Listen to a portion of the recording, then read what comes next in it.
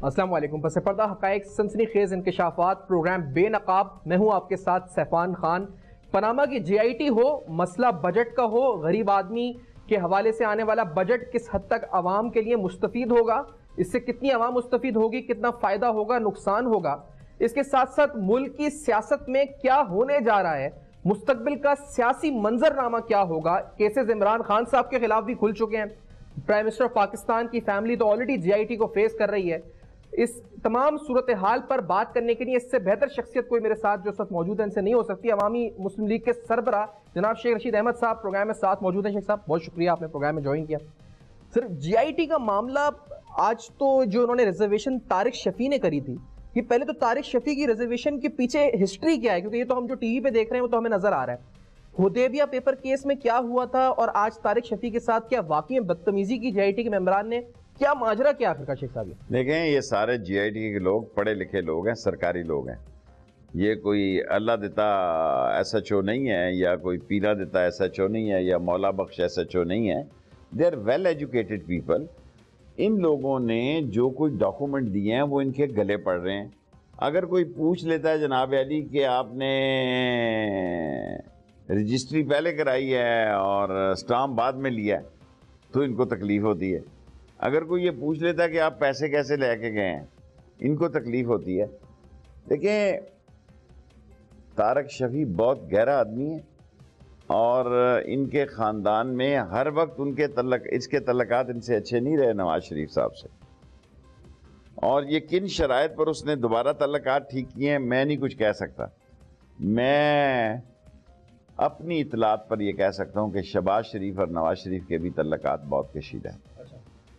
लेकिन करेगा शहबाज शरीफ, कुछ नहीं ना करने के काबिल है वो।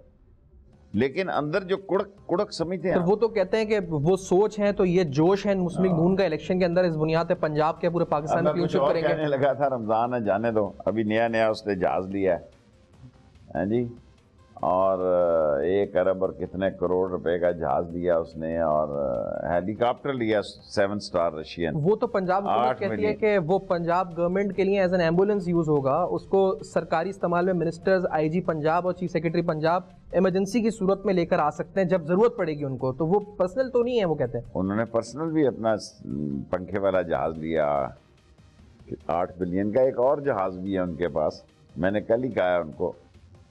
मज़े कर रहे हैं। वैसे ही इनका दिखावा इस मुल्क में बड़ा झूठा है सियासतदान। अल्लाह ताला इस मुल्क के हाल पे रहम करे। काश कोई सच्चा सियासतदान पैदा हो जाए और क्या, हाँ मैं चोर हूँ। एक लाहौर में कैंडिडेट खड़ा हुआ था, मैं उसकी नाम भूल गया, उसकी तकरीर सुनने जाता था। कहता था पहले मैं अपने घर में टेलीफोन लगाऊंगा फिर तुम्हारे घर में लगाऊंगा, पहले मैं अपने घर में गैस का कनेक्शन लगाऊंगा फिर तुम्हारे घर में लगाऊंगा, पहले मैं अपना ये। सर, ये सारे लोगों ने गुर्बत देखी है और गुर्बत के मुंह पे तमाचा मार रहे हैं आज ये लोग। ये इनका चल चलाई का आलम है। नवाज शरीफ और ये मुल्क इकट्ठे नहीं चल सक रहे। और जितने हालात पाकिस्तान के इन्होंने, इनकी सलामती के और पाकिस्तान के डिफेंस सूरत हाल इन्होंने सवालिया निशान में पहुँचा दी है।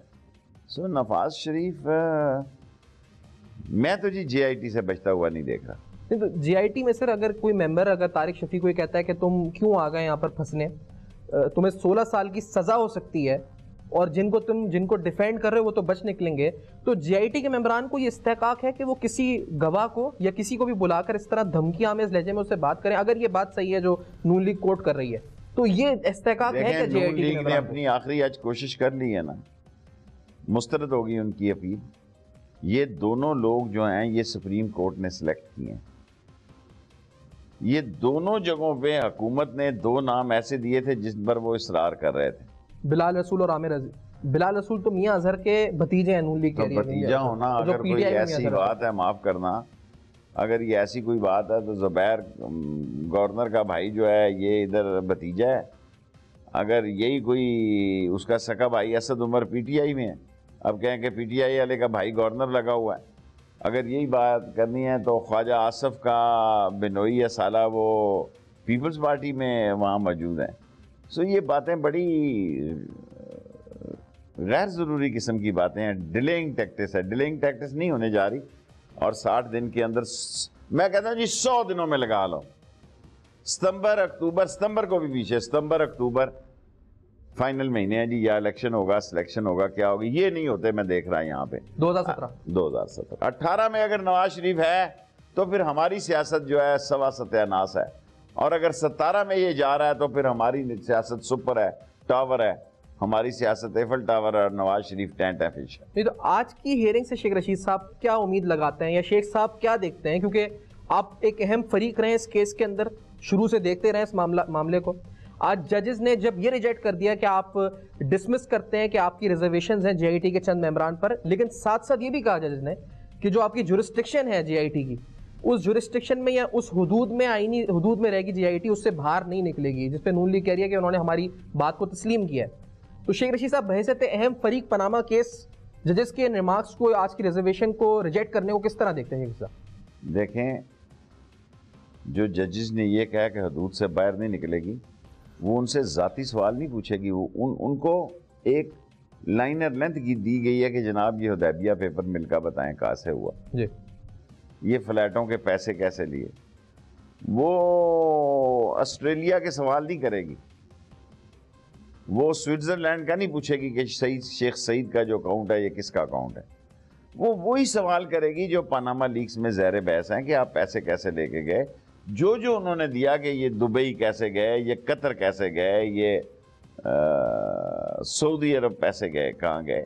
सो उन पे वो अपना, बिल्कुल यकीनी बात है, अपनी लाइन और लेंथ को वो क्रॉस नहीं करेंगे। ये उसने सही बात की और ना ही करना चाहिए। अब उनसे ऐसे जाती सवाल तो होगा 60 दिन के अंदर। शेख रशीद साहब ये आप कहते हैं 60 दिन से ऊपर नहीं जाना इमाम। मैं तो 100 कहता हूँ, लेकिन सुप्रीम कोर्ट तो बार बार कह रही है कि 60 दिन। मैं एहतियातन 100 कहता हूँ। कोई मर जाए, कोई तर जाए, कोई बीमार हो जाए, सो मैं कौम को कहता हूँ कि 100-125 दिन में नून का सियासी जनाजा निकलेगा। सही सर। खत का क्या होगा? कतरी खत जो मामला इस पर है, उस बारे में रिमार्क्स ये भी आए, पता नहीं सारे एंकर इसको डिस्कस कर रहे हैं, पांचों जजों ने उसको मुस्तरद कर दिया। आज रिमार्क्स में ये कहा कि जी खत अगर वो नहीं पेश होता, मैं जो आपसे पूछना चाह रहा हूँ, अगर वो शख्स पेश नहीं होता, इस जीआईटी के रूबरूज नहीं आता, हमाद बिन जासिम, तो उस कतरी खत की हैसियत कानूनी आईनी क्या कुछ रहती है, या फिर वो मनी ट्रेल रिजेक्ट हो जाता है? क्या नहीं भी पेश होता तो उसकी कोई हैसियत नहीं। अच्छा, 5 के 5 जजों ने उसे नाकिस, फरसूदा और झूठ की दास्तान करार दिया। इसमें तो कोई शक नहीं। जिसने 5 के पप्पू को 5 के 5 जो है ना जी, 5 के 5 जजों ने पप्पू को इस क्वेश्चन में तो फेल किया। बाकी मसलों में उसने कहा कि इन्वेस्टिगेशन कर लो, भी ये बता दें शायद कि पैसे कैसे गए, ड्राफ्ट कैसे बना, शायद वो बाज़ बैंकों की स्टेटमेंट देने भूल गए हों, शायद वहाँ देना चाहते हों। सो ये सारी चीज़ें ऑन रिकॉर्ड हैं। मैं नहीं समझता, मेरे जहन में नहीं है कि कतरी खत जो है अब वो कोई अहमियत रखता है। आप क्योंकि क्लोज अब इमरान खान साहब के भी हैं और प्राइम मिनिस्टर नवाज शरीफ साहब के भी आप क्लोज काफ़ी रहे हैं सर। जो साथ ही अभी आपने शहबाज शरीफ साहब के हवाले से एक इंकशाफ ही किया है कि मामला सही नहीं है।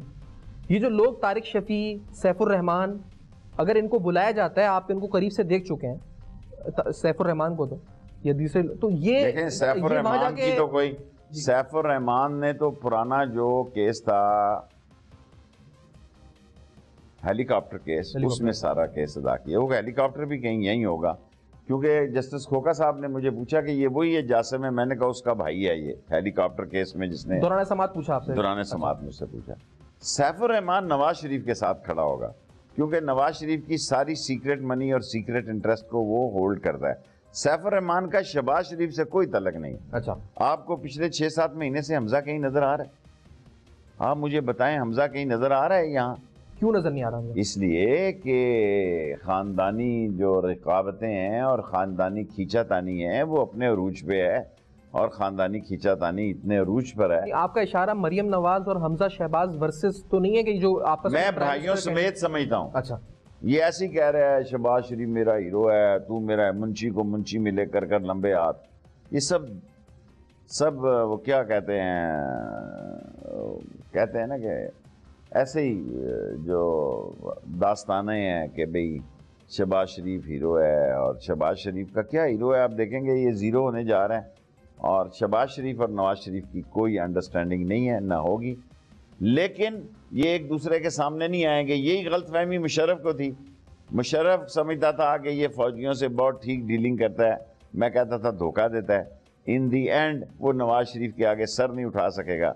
आज के भी हालात ये हैं लेकिन अगर नवाज शरीफ पे बुरा वक्त आया, अगर नवाज शरीफ डिसक्वालीफाई हुआ, अगर नवाज शरीफ ने हुक्मरानी छोड़ी, तो शहबाज शरीफ को ठिंगा भी नहीं देगा वो। अगर जीआईटी तलब करती शहबाज शरीफ को, तो शहबाज शरीफ डिफेंड करते हैं प्राइम मिनिस्टर को, नजर आता है आपको, या वहां पे भी जाके, यानी जो करीब के साथी जिनको जीआईटी तलब कर सकती है शरीफ साहब, वो कितने मजबूत हैं, यानी ठोस हैं, या फिर वो जाकर वहां पे कलाबाजी कर सकता है? बड़े बड़े यकीन और वसूख से ये कह सकता हूँ, शहबाज इस वक्त नवाज शरीफ के साथ खड़ा नहीं है। अच्छा। लेकिन इसका नवाज शरीफ को कोई फर्क नहीं पड़ता। अच्छा, एक ब्रेक की तरफ बढ़ते हैं। शेख रशीद साहब मेरे साथ प्रोग्राम में मौजूद हैं। पनामा, जीआईटी और दीगर हवाले से सियासी गुफ्तगू, सियासत का माहौल, मुस्तकबिल का मंजरनामा क्या होगा, after this very short break मेरे साथ रहेगा।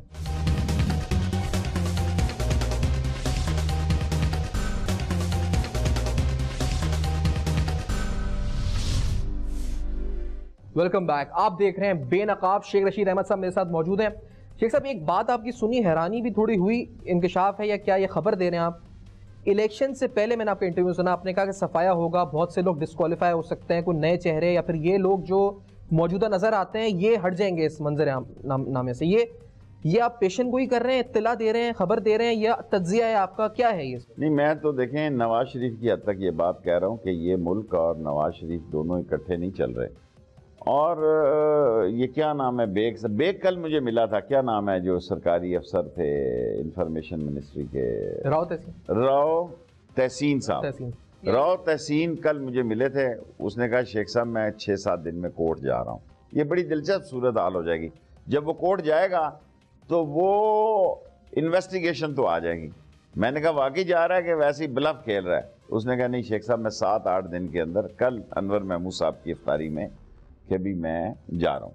नहीं, खबर ये शेख साहब आपके थ्रू कि राव तहसीन जो प्रिंसिपल इंफॉर्मेशन ऑफिसर गवर्नमेंट के, जिनको हटाया गया after the Dawn leaks report, वो कोर्ट जा रहे हैं इस वक्त, और ये उन्होंने आपको कंफर्म किया कि वो कोर्ट जा रहे हैं? आपको कंफर्म किया कल रोजे की इफ्तारी के वक्त? उस वक्त तो इंसान नहीं झूठ बोलता मेरा ख्याल है। मैंने उसे 3 दफ़ा पूछा, उसने कहा जी 6-7 दिन में मैं कोर्ट में होऊंगा।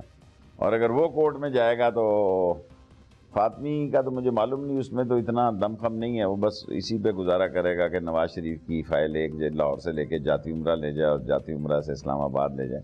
लेकिन राव तहसीन ने मुझे कहा जी कि शेख साहब मैं अदालत में जा रहा हूँ। अगर वो अदालत में जाता है राव तहसीन, तो ये कितनी बड़ी बात है, मतलब कितना बड़ी अहम बात है ना। कोर्ट इन्वेस्टिगेशन रिपोर्ट मांग सकती है। वो कहेगा जी मुझे बताओ तो सही, मुझे निकाला क्यों है। उसमें किसका नाम है शेख साहब, आपको, आपके इल्म में? मुझे नहीं पता किसका नाम है, लेकिन मुझे ये पता है कि ये सारा काम प्राइम मिनिस्टर हाउस से हुआ है।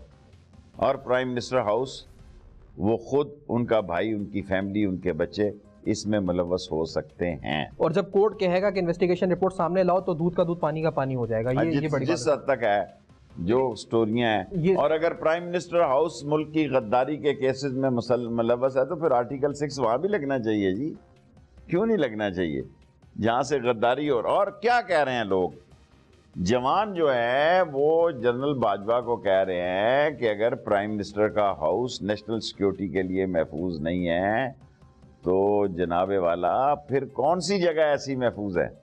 देखिए शेख साहब, जिस तरह डॉन लीक्स का मामला पहुंचा मंतकी अंजाम पर, या अभी आप कहते हैं नहीं पहुंचा, अभी तो मामला चलेगा, लोग कहते हैं पनामा का मामला भी इसी मंतकी अंजाम पर पहुंचना है, इवेंचुअली इधर ही पहुंचना है एंड में आके इसको। यानी एक उम्मीद नहीं लग सकते लोग, जो आप कहते हैं ना कि वो लोग कहते नहीं, उम्मीद नहीं रखनी चाहिए। पनामा में पहुंचा वही डॉन में भी कुछ थोड़ा नहीं हुआ कि मुल्क की गद्दारी और ब्रीच ऑफ प्रिविलेज में 2 वजीर और एक इंफॉर्मेशन का सेक्रेटरी निकाला गया, और तीसरा जो भी खातून है या मर्द है या फैमिली है या नहीं है बच गई। लेकिन पनामा लीक में नहीं बच सकती। अच्छा, मैं नहीं समझता कि हुदैबिया का केस और फ्लैट्स का केस और कतरी खत, नून और कानून में से मैं कई महीने से कह रहे थे एक का जनाजा निकलेगा, अब मैं समझ रहा हूँ नून का सियासी जनाजा निकलेगा और 5 मोहरों से निकलेगा, 5 कंधे होंगे और नून का सियासी जनाजा नहीं रुक सकता। निकलेगा अदालत के फैसले के बाद। ये चाहते हैं नवाज शरीफ साहब के फौज उसे निकाले। वो चाहते हैं कि बार बार कोई ऐसा मसला करते हैं, बार बार उन्हें मुश्तिल करते हैं कि आओ मुझे निकालो। और उसको समझ आ गई है नवाज शरीफ को, इसलिए चौड़ा हो गया है कि ये फौज मुझे इंटरनेशनल हालात और डोमेस्टिक हालात में मेरे साथ पंगा नहीं ले सकती। लेकिन अगर सुप्रीम कोर्ट का फैसला आ गया 48 घंटे में नवाज शरीफ बतौर प्राइम मिनिस्टर वहाँ नहीं होगा इफ़ 190 जो सुप्रीम कोर्ट का असली हथियार है वो कहें कि शाम से पहले पहले इम्प्लीमेंट करो। पप्पू फेल है, पांचों के पांचों जज कह उस्ताद कह दे कि पप्पू फेल है तो फिर फेल है, फिर वो आके कहेंगे उठ बिस्तरा चल घर जा। आर्टिकल 190 का हवाला दे रहा है आपके जो शेख साहब नवाज शरीफ साहब, क्योंकि आप साथ रहे मैंने इसलिए पूछा।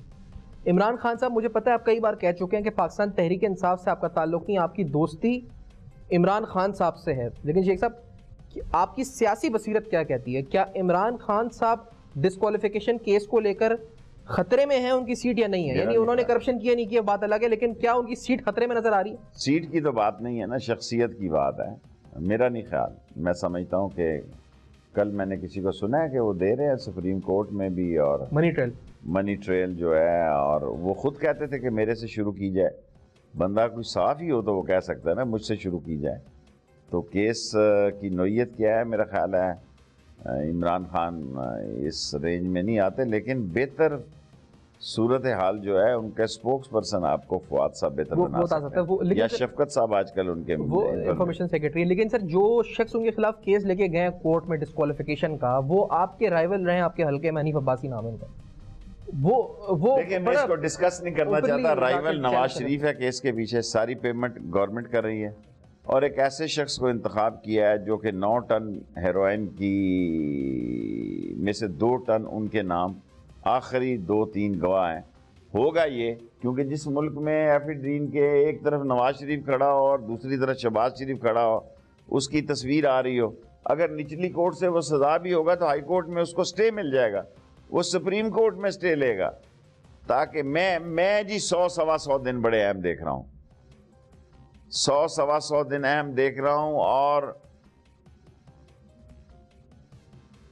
सितंबर, अक्टूबर, नवंबर ये पाकिस्तान की सियासी तारीख बदल सकते हैं।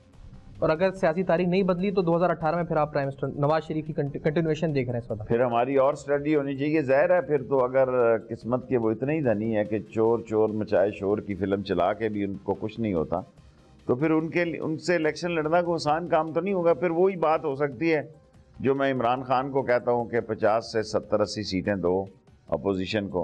मेरी बात वहाँ समझ, मैं सबको शामिल कर देता हूँ, मैं सबको शामिल कर देता हूँ। पंजाब की मैं बात करता हूँ, पंजाब की मैं बात करता हूँ, PMLQ, peoples party, Jamaat Islami, सबको 50,000 मुस्लिमीन जमात। देखें मेन जमात इस्लामी है, पीपल्स पार्टी है।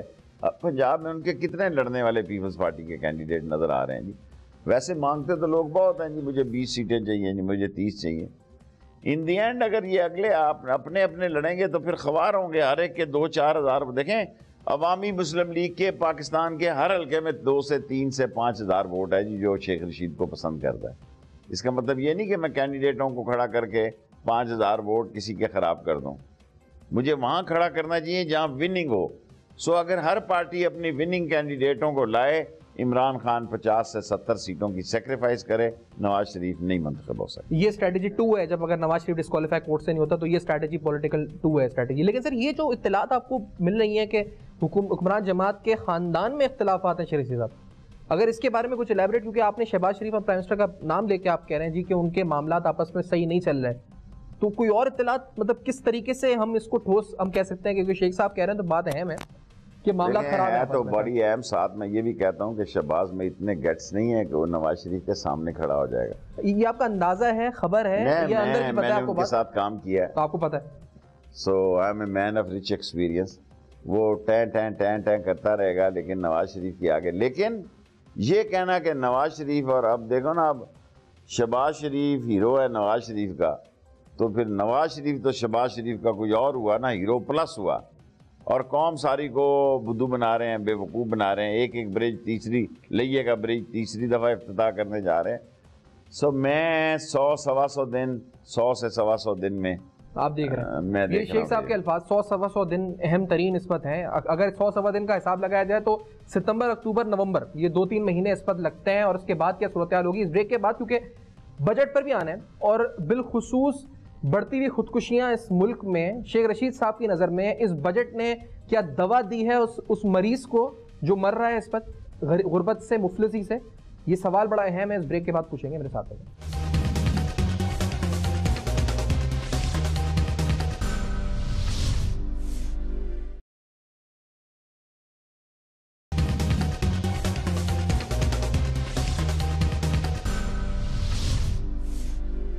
Welcome back. आप देख रहे हैं बेनकाब। शेख रशीद अहमद साहब प्रोग्राम में साथ मौजूद हैं। शेख रशीद साहब से बात हो रही है मुल्क की सियासी सूरत हाल पर, मुस्तकबिल के मंजरनामे पर। शेख साहब, बजट आपने देखा, कैसा बजट लगा आपको? सागदार साहब कहते हैं एक आम आदमी, गरीब आदमी के लिए बेहतरीन बजट है। शेख साहब, मैंने अभी एक नायब कासिद का किस्सा सुना है, बड़ा दिल दुख हुआ है इस पर, जिस तरह उसने खुदकुशी की है। बजट में कासिद के बाप ने किया कि ताकि मकान ना ले लिया, मकान ना ले जा। नायब कासिद ने किया उसकी 5 बेटियों को बचाने के लिए, मकान को बचाने के लिए। सर जी, इस मुल्क में इनका टोपी ड्रामा लगा हुआ है। इसहाक डार साहब एक अकाउंटेंट हैं, बेसिकली इकोनॉमिस्ट है ही नहीं है। इतना बड़ा बजट दे दिया कि वो फल्ला तोबा कहाँ से लाएंगे। जाली नोट भी ये छापने के बड़े माहिर हैं इसहाक डार साहब, ये भी मैं आपको बता दूं। मशीनें इनके आगे हाथ जोड़ती हैं, इतने नोट छापते हैं। तबाह कर दिया इस कौम को, देर से समझ आएगी, तबाह कर दिया इस मुल्क की इकानमी को। जो 30-35 हज़ार रुपये का बच्चा मकरूज पैदा होता था, वो 1,29,00,000 रुपये का मकरूज पैदा हो रहा है। किसने देने जी? इनके बच्चे तो बाहर हैं। किसने ये कर्जा उतारना है? बिल आखिर इन्होंने इस मुल्क की टेक्नोलॉजीज को बेचना है। बिल आखिर उन्होंने अगलों ने आ जाना है कि ये हमारे हवाले करो, जो पाकिस्तान की सालमियत और तहफ़्फ़ुज़ की ज़मानतें हैं। ये लोग तो देखें, इंडिया के नीचे इस तरह लेटे हुए हैं जैसे खुदा ना खास्ता गुलभूषण जो है इनका कोई पीछे से जाने वाला था। नाम लेते नहीं है, नाम नहीं लेते। मैंने सबसे पहले पाकिस्तान के टीवी को कहा कि ये सज्जन जंदाल आया, ये गुलभूषण का केस नहीं लड़ेंगे, ये गुलभूषण का केस नहीं लड़ेंगे। और नवाज शरीफ गुलभूषण का नाम नहीं लेता। खुद मेरे सामने अटार्नी जनरल ने एतराफ़ किया कि हाँ, पहला केस लड़ने में हमसे कोताही हुई है। अगला केस जी हम बड़ा जोरदार लगेंगे, वो बीमार हो गया। इस पर अस्करी हलकों की तरफ से कोई दस्तीश का इज़हार? मेरी इस पे तो किसी से बात नहीं हुई, क्योंकि गुलभूषण वो बड़ी जिसको विक्ट्री समझ रहे थे सियासी लोगों ने, उसको नॉर्मल सा कर दिया। और सुषमा देखें ना, जो वहाँ कहती थी कि ये हमारा बेटा है, हम देखेंगे इसको कुछ क्या होता है। काश यहाँ भी कोई सुषमा होती, हाँ जी, यहाँ कोई शिशु ही होता, सुषमा ना होती। हाँ जी, कोई बंदे का पुत्र होता जो विजनरी होता, जो डायनामिक होता, जिसको कोई सोच होती, जो इंटरनेशनल सियासत को समझता होता। तो ये सारे छीका छती वाले जो आए हुए हैं यहाँ, इस पाकिस्तान की तबाही के मूजिब बन रहे हैं। और मैंने सर आपका एक इंटरव्यू में, क्योंकि उस सवाल को करते हुए खारजा पे आपने कहा कि अगर ये जापान होता और अगर इस्लाम इस मुल्क में ना होता तो यहाँ बहुत खुदकुशियाँ हो रही होती हैं इस वक्त इन हालात के अंदर। यानी ये आप आवाम से मिलकर, यानी आपके हल्के या लोगों से मिलकर सुना आपने सूरत हाल? ये क्या जापान का मिसाल इतने आते हैं कि मैं खुद अपने आप को डिप्रेशन में चला जाता हूँ। लोगों के पास दवाइयों के पैसे नहीं हैं, बच्चे का दाखिला जाना है, पैसे नहीं है लोगों के पास। फीसें भी लोगों ने इतनी, अब देखें हर एक में शौक पैदा हो गया कि उसका बच्चा, हम सारे देसी स्कूलों से पढ़े हुए हैं जी, 5-5 रुपए फीस दे के मिशन स्कूल या क्रिश्चियन स्कूल, सारे भाई। अब बच्चों की फीस इतनी हो गई है कि नकम्मे नकट्ठू बच्चे भी बड़े बड़े हाई स्कूल से पढ़ने चाहते हैं, और जिन घरों की आमदन नहीं है वो भी अपने बच्चों को 80-80 हज़ार रुपया और लाख रुपया सेमेस्टर की फीस पे बढ़ाते हैं। तो आखिरी दिनों में वो भीख मांग रहे होते हैं। जो आप उनके ख़ानदान में कोई बेहतर आदमी है उसके आगे हाथ फैलाते हैं, जी एक सेमेस्टर रह गया दोस्त, और बाद में उनको नौकरी भी नहीं मिलती। सारा सिस्टम कोलैप्स हो रहा है, सारा सिस्टम कोलैप्स हो रहा है। कोई चीज़ मुझे दिखाई नहीं दे रही। अब जितने इन्होंने लैपटॉप ले लिए हैं, ये कहते हैं माशी तरक्की, ये सारे लैपटॉप बिकने हैं इसी मंडियों में। अच्छा, सारे। मैं तो बास का इतना हैरान होता हूँ, गरीब के, मेरा ड्राइवर है मारूफ, कल की बात है, रोजे के वक्त गुजरे थे, तो जो रमज़ान बाजार लगा हुआ है उसके बाहर गाड़ियाँ बड़ी तादाद में खड़ी थी। वो कहता है जो गरीब के लिए बाजार लगा है वो भी गाड़ियों वाले सारे यहाँ आ जाते हैं। वो गरीब कहाँ से आएगा? वो वहाँ से चल के आएगा। सर इस मुल्क सर ये कहते हैं 10 साल माशी तरक्की की जो हमने शरह है 5.28%, 10 साल में पाकिस्तान ने वो शरह ब्रेक कर दी है, रिकॉर्ड तोड़ दिया है यानी माशी तरक्की का। ठीक कहता है। जिस दिन इसहाक डार ने सच बोला ना, उसकी ज़िंदगी का आखिरी दिन होगा। सबसे बड़ा झूठा है डॉक्यूमेंट, जाली डॉक्यूमेंट बनाना, इस पे ख़त्म है। इसका बस चले तो जाली पासपोर्ट बना दे लोगों को, जाली वीज़ा एंट्रियाँ डाल दे। इसने IMF वर्ल्ड बैंक को गोली दे दी थी। मुशर्रफ ने कितने मिलियन डॉलर जुर्माना दिया, इसने गलत डॉक्यूमेंट दी। यकीन से कह सकता हूँ परले दर्जे का झूठा है। और 5.345 अब तो आर्टिकल आ रहे हैं कि ये हो ही नहीं सकता। मेरे महल्ले में जो पढ़े लिखे नौजवान है वो कह रहे हैं जी कि अंग्रेजी अखबारों में शेख रशीद साहब जो आप देसी ज़बान में कह रहे हैं वो अंग्रेजी जबानों में आर्टिकल छप रहे हैं कि ये 5 पॉइंट जितनी जीडीपी बताई है सब झूठ है, सब फ्रॉड है। और ये शुमारियात का रिकॉर्ड मैंने पिछली दफा पेश किया था। शुमारियात वालों को इन्होंने अपने बंदे बैठाए हुए हैं।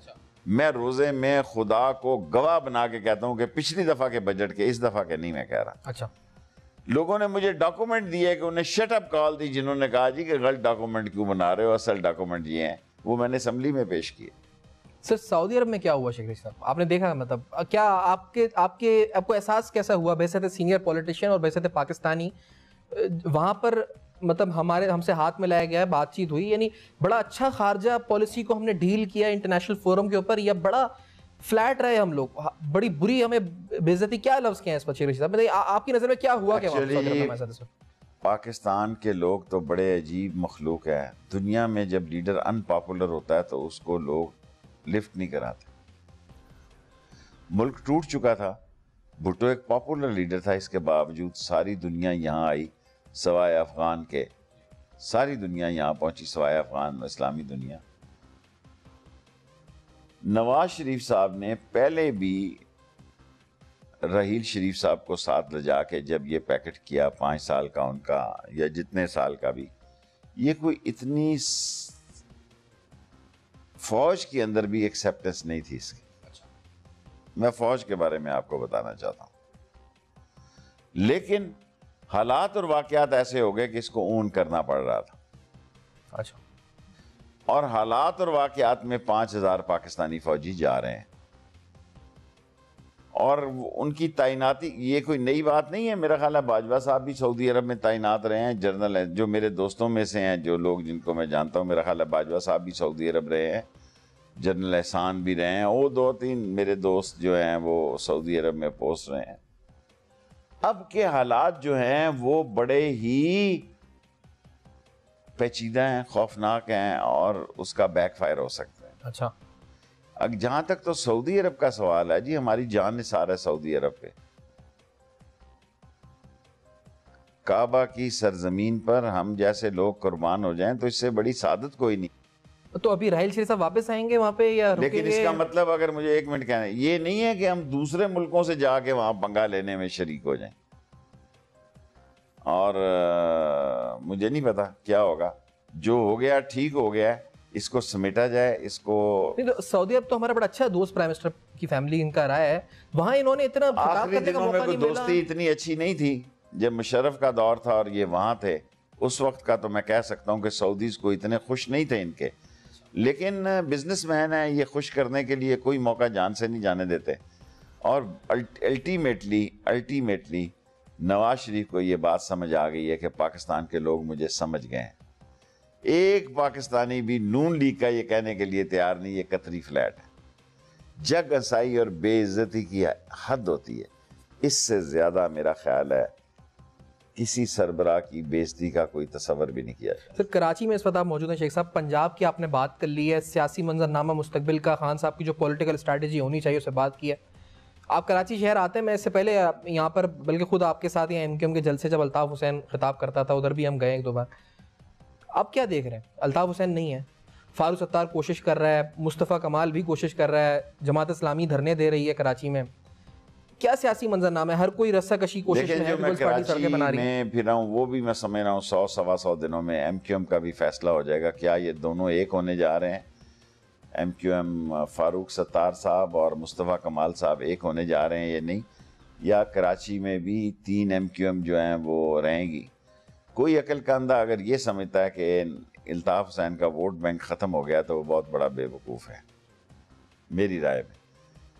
महाजर बड़ा सीरियस, समझदार और सेंसेबल लोग हैं।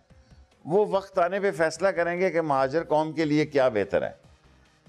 लेकिन इस वक्त जो एक सोच थी, जो इंडियन इन्फ्लुएंस एजेंट्स थे, उनको फ़ौज ने काफ़ी ज़्यादा रगड़ा लगाया है। और ये एक अच्छी बात है कि बहुत ज़्यादा रॉक और असला यहाँ पे रेंजर्स ने और फौजी एजेंसीज ने तो ये तीनों जमातें एक हो जाएंगी आगे इलेक्शन में, या ये क्या होगा? तीसरी की नहीं मैं बात कर सकता, लेकिन कोई बईद भी नहीं है, उससे बईद भी नहीं है। लेकिन मैंने आपको अर्ज किया ना, जो असल पॉलिसी मेकर हैं, जिनको ये बुलाते रहे हैं कि आएँ इसको ठीक करें, कराची को ठीक करें, जब आए तो वो चीखना चिल्लाना शुरू कर दिया। तो अल्ताफ हुसैन साहब दोबारा इन हो सकते हैं, उनकी यानी इस्टेब्लिशमेंट से जो मामला तय हो सकते हैं, आपको लगता है? अभी तो मुझे ऐसा दिखाई नहीं देता। नहीं अभी तो लेकिन सियासी तौर पर उनके वोट बैंक जिंदा है यहाँ पर इस वक्त, वो है। शेख साहब ये आखिरी, क्योंकि आप इस वक्त में बैठे हैं, यहाँ बैठे हैं, यहाँ पर पूरे मुल्क के अंदर कई कई इलाके हैं जहाँ लाइट नहीं है। आज 6 लोग जख्मी और एक शहीद इस वक्त हुए दौरान एहतजाज मालाकंड में। कराची शहर में जब पहला रोज़ा था तो हमने अंधेरे में सहरी करी और बहुत से लोगों ने अंधेरे में इफ्तार किया। मुराद अली शाह साहब ने ख़त लिखा वफाक को, खैर पख्तूनख्वा हुकूमत अलग एहतजाज कर रही है वफाक के खिलाफ। सर ये क्या हो रहा है, ये गर्मियाँ, मतलब ये क्या हो गया है रमज़ान के में, मतलब क्या? मैंने सारी जिंदगी रोज़ा रखा है, मेरी हिम्मत जवाब देगी इस गर्मी में। 2-2, 3-3 घंटे मेरे इस्लामाबाद में बिजली जाती है, यूपीएस काम नहीं करते। बड़ी मुश्किल से आज मैंने दूसरा रोज़ा रखा है। सारी ज़िंदगी मैंने कोई रोज़ा नहीं छोड़ा। ऐसे महसूस हो रहा है मुझसे कोई गुनाह या गलती होने वाली है। मैं रेजिस्ट नहीं कर पा रहा इस गर्मी को, और मैं यही कह सकता हूँ अल्लाह ताला इनको हिदायत दे, अल्लाह ताला इस मुल्क के हालात बेहतर करे और सारी कौम आखिरी कुल जो है सहरी के वक्त भी और सहरी के बाद भी पढ़े, ताकि ज़ालिमों से, चोरों से निजात छूटे और ये मुल्क इस्तेकाम की तरफ आए। बहुत शुक्रिया शेख साहब, आपने प्रोग्राम में ज्वाइन किया। शेख रशीद साहब ने बात जब भी करते हैं खुलकर करते हैं, मुस्तकबिल का मंजरनामा हो, मौजूदा हालात हो या फिर माजी के अंदर क्या मामलात हुए, सारे बेनकाब किए। For feedback Facebook, emails and Twitter देखते रहेगा। अब तक अपना बहुत ख्याल रखिएगा।